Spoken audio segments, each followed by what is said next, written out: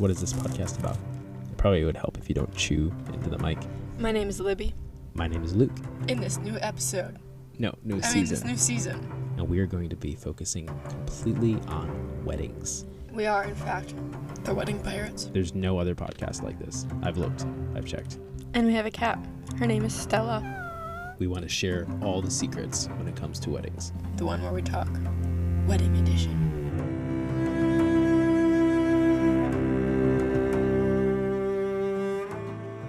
No. Welcome back to the one where we talk, where we are breaking down this season to weddings, where we talk about everything from lies to the truth, to funny stories, to expectations versus reality, just everything wedding. Thank you for joining us today, and today we are talking about personal versus professional, like how to balance that. Yeah. And what does that mean in a relationship between wedding vendors and bride and groom? Mm-hmm. You know, you can be was it like when we talk to our brides and grooms, we want it to be like it's a fun relationship. Mm-hmm. Like when I'm at your wedding, I want to do a shot with you. Yep. You know, like I want to be with you at your wedding. Like, yes, I'm working, but I want to have a relationship with you. So I guess the difference between professional and what's the other one? Personal, yeah, there you go. In that regards of drinking at your wedding, like, we're not just gonna take, like, we know our alcohol limits when it comes to drinking. Yeah. So we're not just adults. we're not just gonna drink the night away and get plastered and then continue to film your wedding. Because first of all, that would endanger our equipment and we could damage our cameras because we could trip easily and fall. Because when you're plastered, you don't know. You know, your bodily functions are not working as well. Motors not working. Yeah. So therefore, we're not just gonna keep drinking. We might have a drink if someone hands us a drink or buys us a drink. Yeah. we'll drink it. But we're gonna put it down once we see that there's a shot we need to get. Yeah. Also, I call that time of night. Mm-hmm. Yeah, You know? it's very probably the last hour that we're there. Yeah. Or if we're past our time of like filming or taking pictures, and we just want to keep taking pictures or videos, then at that point we'll just have a drink maybe if someone offers it to us, or if the bride and groom want to do a shot with us. Like, a shot's not going to affect us at all. But that's a perfect example of, like, there needs to be a balance between personal and professional. So with personal, you can be too personal, too friendly, and you can drink too much. And then you'll end up plastered and like, I just had a good time, it was so fun. And then you get your product and you're like, this is shit. Whereas the camera's all shaky. Yeah, it's like, this is not even good. This is awful. So there's a balance between knowing you can be personal with me and knowing that I'm your friend, and knowing that I'm professional and I know when to draw a line. However, you can be too professional. So I had the last wedding I was at. Obviously, we abstain from certain, just, names. We try not to say names. We don't name drop on our podcast. If we really, really need to, we'll drop a name. But the last wedding I was at, I was just doing videography, and the photographer was a lot of photographers actually, like, whenever we do more videography and photography now, but every once in a while, like, we get just videography because it's the last thing that someone wants to book. But I've noticed that photographers are always like, I leave at this time and then I'm done as soon as it's that time. So most photographers usually clock out at like 9 p.m. I would say that's like like between 8 and 9. Yeah. And usually photographers are like, it's a 10-hour day. And yeah. That's the max I do. So yeah, they'll say like, that's all I'm doing. Where they won't even contemplate, like, even if they're having a good time or anything, like they won't. They'll just leave at 9 and they're going to make it very evident to you that it's time for me to go and I'm done. Or sometimes they won't even tell you that they're leaving. They just leave. Like and that's why I'm referring to the last wedding that I went to. They didn't even tell the bride and groom they were leaving. They just packed up and left. Really? I asked them, like, oh, you guys done? Like, yeah. Like, is the bride okay? And did you talk to her? Like, no, we're done at this time. Like, wow. Oh, okay. So unpersonal. And then I was hired till 8 for that day, and it was 9, and the dance floor was hopping. So when you think you have enough for videography, you don't have enough. And you, being the wonderful human that you are, you had to fly out the next morning, and you had to be at it was a 2-hour drive to the airport for after this wedding.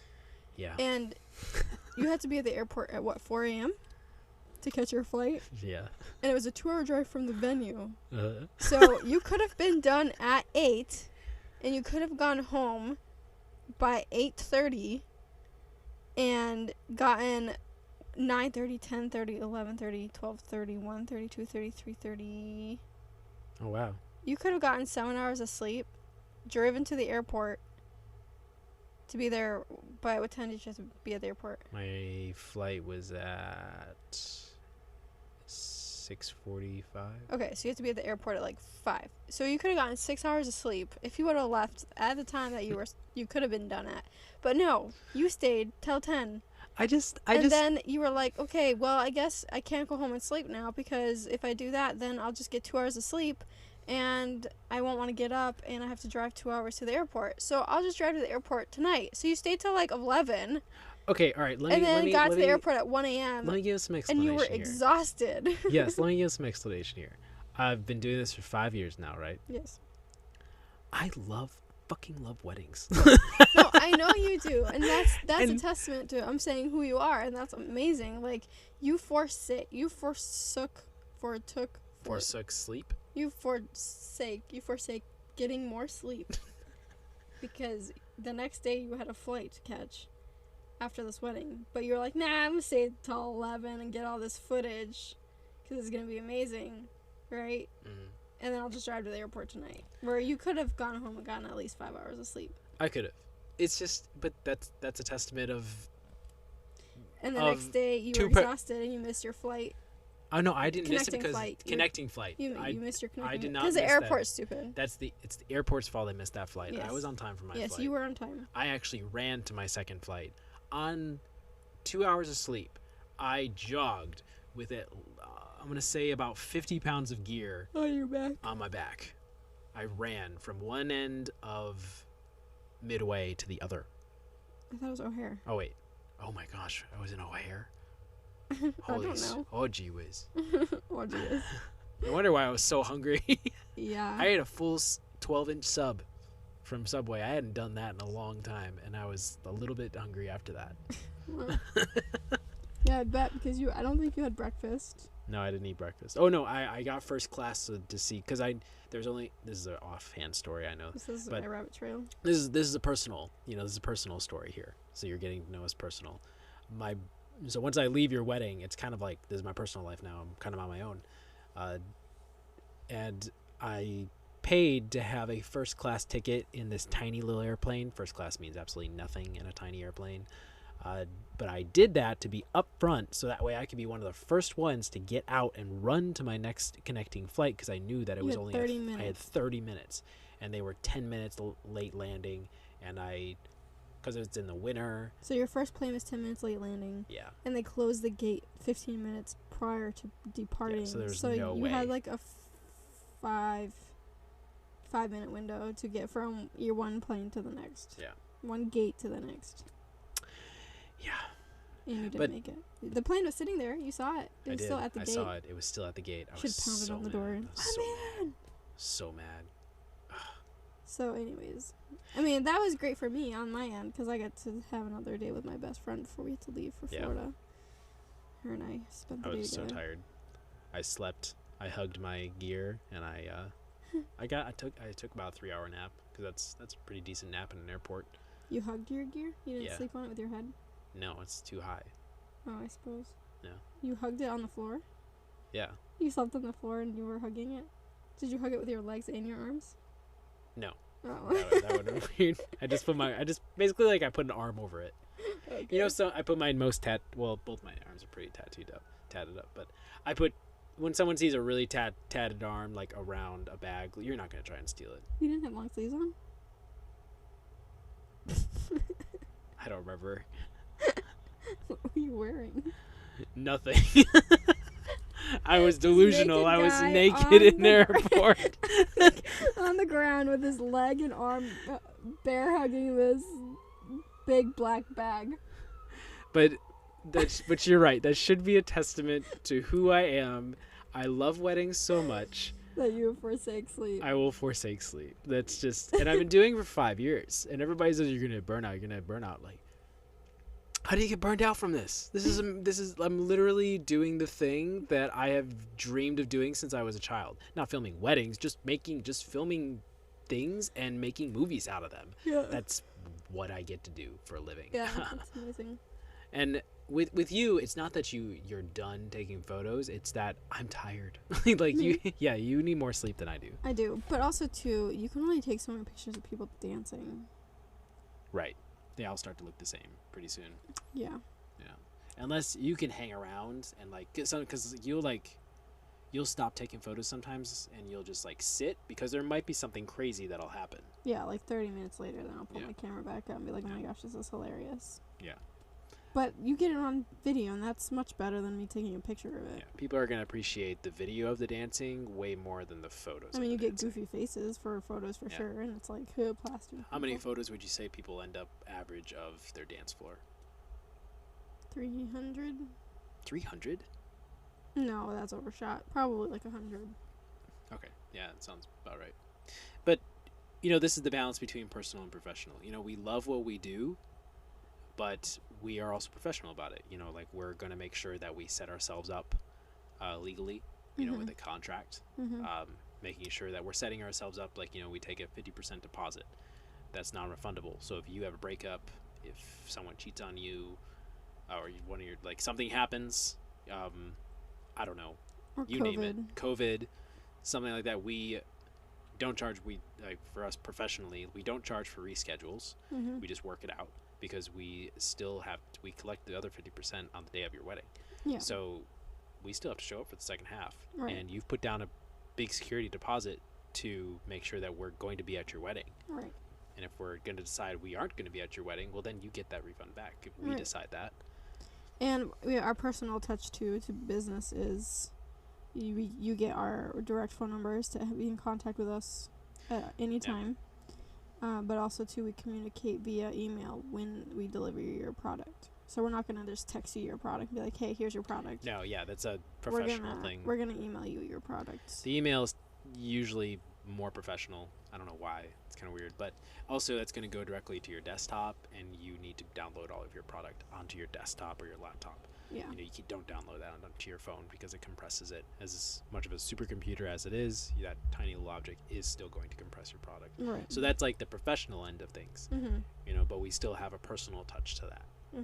So I'll text you saying, hey, we emailed you your product. If you have any questions, let us know. Yeah. And we try and make that as fun of a experience as possible. Like a personal but yet professional touch that we have is our video package, the way that we mail it to people. We have like a wax seal, and you handmade a really cool envelope. And then you handwrite a letter, a love letter about their wedding day, and then in there is a backup drive with all your videos on it. And in addition to you being able to download your videos, it's nice to have that drive. So yeah. Also too,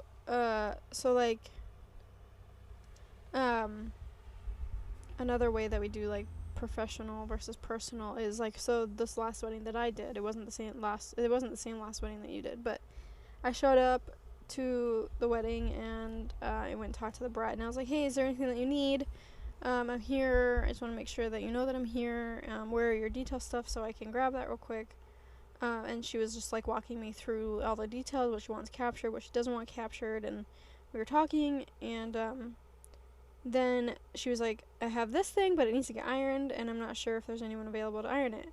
And then I was grabbing the detail stuff, and I was like walking back with my bride, and one of her friends showed up to help her get set up for the wedding day and like to help her out with anything she needed, and this bride was like, I don't have anything that needs to be done right now. I was like, hey, do you need this iron, because you said you did? And she was like, oh my gosh, Libby, you're so professional. Yes, of course I need this iron, thank you for remembering. So it's like I have that relationship with her to talk through with her and to, like, you know, give her a hug if she needed one because she was feeling emotional or just overwhelmed. And then then I was able to be on the back end, like, be able to help her out with reminding her that she needed something done that this person could help her out with. And that's the beauty behind being good at service products versus just being good at physical products. And because it's like you can be too professional and, like, not want to get anything, like, do anything personal with the bride and groom, right, like, not give them a hug or being not. good at it, that's just what I'm saying, like, Yeah. being good at the service product. People that tend to, like, just view weddings as a physical product and I'm just here to do your photos and your video. We know those photographers. I know those videographers. They're not fun. They're boring. Well, they kind of seem cold too. They're cold. Yeah, they're not personable. They're like, stay at a distance. I'm a professional. This is what professional looks like. I can't get personal with the bride and groom because that's not professional. But it is professional. Bullshit. Like it's a wedding day. You're dealing with someone's emotion. Yeah, a lot of emotions on a wedding day because the bride and groom. If you have a bride and groom who isn't emotional on their wedding day, maybe they should not be getting married because I think 100% of our brides and grooms have had some sort of emotion on their wedding day about getting married. And it's like being able to provide, like, a shoulder to cry on, give them tissues when they're sad or, like, they're crying because they're just so anxious or whatever it may be. Just having that personal touch. The only service that you eventually just disconnect emotionally is funerals. Because you do so many funerals, you see so many people cry, you see so many people sad, you eventually just become dead inside. So but we don't do funerals. I know, I'm just saying, like, that is still professional. I don't want people to think, like, if you're not emotional with your clients, you're not professional. Like, yeah, but what about other? We're talking specifically about weddings. And if you are cold, if you're taking what we're talking about and pertaining to anywhere else in your life, that doesn't make sense. Don't do that. So, but we've just met so many cold photographers, cold videographers, or even vendors, coordinators. You know, the best coordinators I've found have been able to have a personal relationship with their clients. And it shows on their face and their excitement and everything. Even if you gotta push through and fake a little bit of excitement. Not saying that, like, you should be faking excitement, but my point is that, like, you need to find... So here's a good example of quote-unquote faking excitement. So me, Libby, I am a very internal processor. I do not express a lot of my excitement. You can even ask Luke. Like, this past Christmas, we were opening up gifts, and... You tried really hard to have I was on the phone with my mom because she sent us some gifts that she wanted us to open. And she wanted us to call her when we opened them. And I was like, wow, thanks, Ma, this is great. And she's like, wow, you don't seem very excited. And I was like, Mom, you should know me by now. I do not get excited about gifts. Like, I love gifts and they're fun and everything. You get excited when I pull out the box of mac and cheese that I've been hiding. Yes. I go, you have mac and cheese. Or like ice cream. Or if we're at a wedding, you'll get emotional about the bowl of Alfredo pasta that's on the table. I mean, I will cry when the bride is crying, because if she's telling a really, like, sad, stressful story, then I'll be, like, you know, tearing up with her. I can tear up and I can get emotionally, like, sad with the bride, but me being excited, I can't just, like... Yeah, you're good at commiserating. Yeah, I cannot just, like, jump up. I don't know. It's just, like... Because I have to pull that out of my deepest, darkest depths of my soul. Because happiness? Yes. No, you are. It is true though. You are better at commiserating. Like, you tend to feel someone else's. I'm very empathic. Yeah, someone's, like, stress, someone's hurt. You can feel that a little bit more than someone's excitement. Yeah. That's just you kind of just put those two together. Like, oh, that's interesting. You're able to do this one, but you can't do the other one. You can. I just have to pull it out. It's just a little bit more difficult, but that is. I think there's a lot of value in that because there's a lot of stress in weddings, and there's a lot of happiness in weddings. And I can give lots of hugs. I would say the first. Stella's being all cute. You're gonna fall. Jeez. Hi, Stella. Don't fall. But I would say, What was I saying? I don't know. I got distracted by our cute cat. No, I would say that there's a lot. Oh yeah, that's right. There's a lot of happiness in a wedding, right? But there's also a lot of stress. That very beginning part of the day when we show up, when we see it, between the very beginning part of the day, between when we show up, the first look, and all those things that happen before the ceremony, all the way past the ceremony, and after the family photos, that is the most stressful section. After that, we just got to get to the reception, just got to do the speeches, got to do the dances, got to do the cake cutting, garter toss, bouquet toss, all the random things that you want to do, and you close out the night. At the reception, easiest part. Yep. All the way up until the point till the family photos end, that is a stressful part. And there's a lot of I do want to do an episode on just family photos, but there's a lot of value when it comes to having personal and professional balanced in that area. We are constantly keeping that in mind, but our end goal is to always be personal with professional boundaries. Word drop. I'm not gonna drop the mic because that would make a lot of noise. Word drop? What was that all about? I don't know. Word. I don't know. Stop. Don't do that. Don't do that. For real. Okay, all right. All done. Thank you for listening to the one where we talk, wedding edition, where we break down everything weddings. Remember that this is the one where we talk, and we also have a YouTube channel with all of our work video-wise, and we also have our website, broadsidevisuals.com. And wherever you are listening to this podcast, be sure to give it 5 stars and a great rating and write a review. Write a review? Yeah, apparently on Apple Music you can write a review. You can't write a review on Spotify. No, you can't. So you said wherever you're listening, write a review.